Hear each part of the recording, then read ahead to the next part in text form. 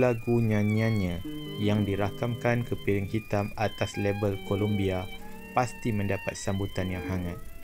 Suaranya yang merdu telah memikat hati para penggemar muzik sehingga dia digelarkan Malayan Microphone Queen. Inilah dia Miss Fadila, Ratu Mikrofon Malaya dari syarikat rakaman piring hitam Columbia, Singapura.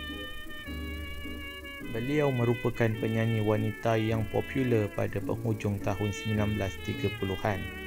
Beliau adalah antara penyanyi wanita terbaik Malaya ketika itu dan sangat popular sebaris dengan Miss Tija, Miss Julia dan Miss Tina. Dilahirkan di Singapura pada tahun 1919 dengan nama Fadela Tagarino. Beliau adalah berdarah Serani di mana ayahnya berbangsa Filipina manakala ibunya berketurunan Portugis Melaka.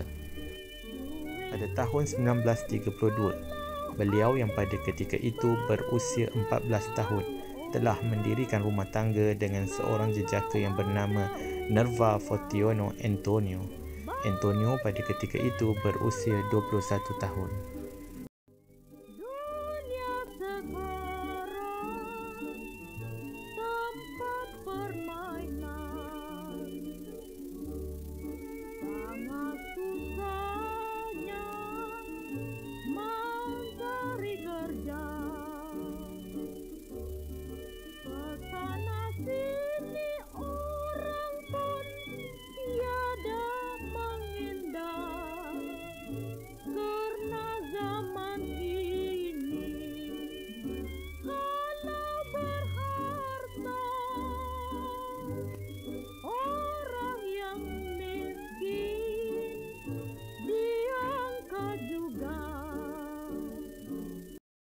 Penglibatan awal Miss Fadila dalam bidang seni berkemungkinan besar didorong oleh persekitaran beliau yang berada dalam lingkungan komuniti bangsa Filipina yang cukup terkenal dengan kemahiran dalam bidang muzik di Singapura ketika itu seperti keluarga Soliano dan ramai lagi.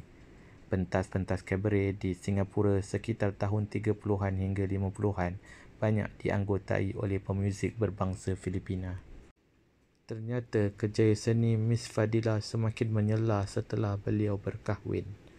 Nama pentasnya yang pada asalnya ialah Miss Fadila telah menjadi Miss Fadila. Miss Fadila berkemampuan untuk menyanyikan lagu-lagu dalam pelbagai rentak dan bahasa. Beliau mampu bernyanyi lagu-lagu dalam bahasa Melayu, Inggeris, Tagalog, Cina dan Sepanyol. Pada penghujung tahun 30-an, beliau merupakan biduanita yang sering diundang membuat persembahan di pentas-pentas kabaret ternama di Singapura ketika itu seperti Great World dan New World. Selain daripada menyanyi, beliau juga mampu menari pelbagai jenis tarian seperti tarian tradisional Jawa iaitu Serimpi, tarian Bali, tarian India dan tarian Cina.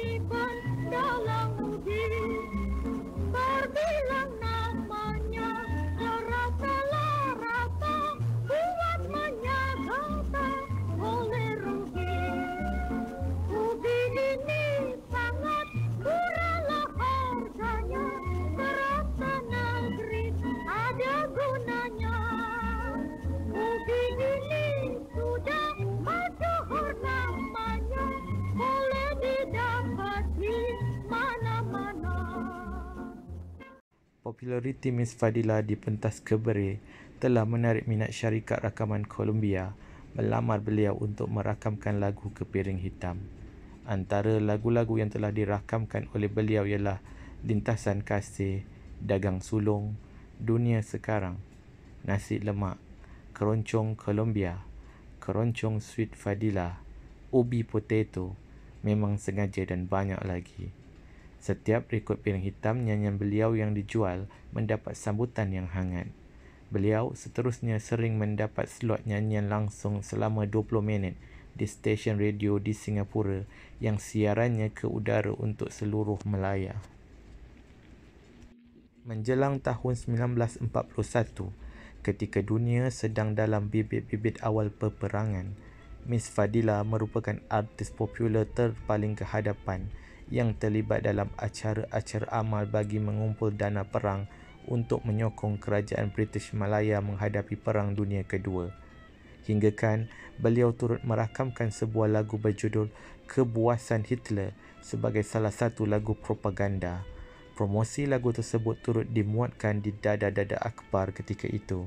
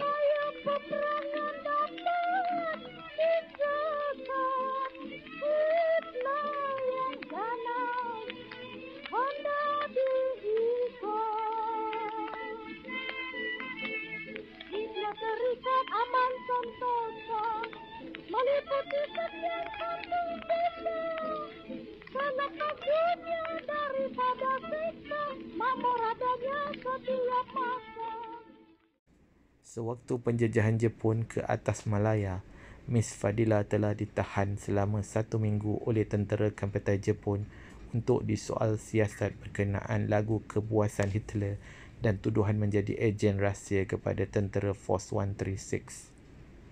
Peristiwa penahanan beliau ini terjadi sewaktu Mr. Hando, iaitu pegawai tentera Jepun yang amat meminati Miss Fadila berangkat ke Sumatera.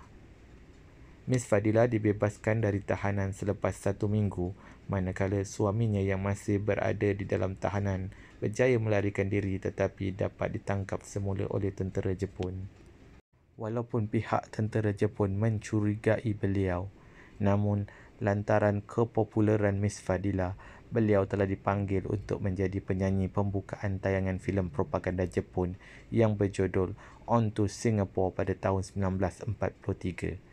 Hal ini bagi menarik minat warga Malaya untuk menonton filem propaganda Jepun tersebut. Zaman pemerintahan tentera Jepun di Malaya merupakan tempoh getir untuk semua orang. Miss Fadila yang terpisah dengan suaminya, angkara tentera Jepun terpaksa membawa diri ke Kuala Lumpur untuk meneruskan hidup. Keberadaan suaminya yang tidak diketahui sama ada hidup atau mati telah menyebabkan Miss Fadila berkahwin sekali lagi dan menetap di Petaling Jaya. Sewaktu pihak British kembali semula ke Malaya selepas Perang Dunia Kedua tamat, Miss Fadila mendapat malang sekali lagi apabila beliau ditahan pula oleh pihak British atas tuduhan bersekongkol dengan pihak Jepun menyebarkan propaganda Jepun.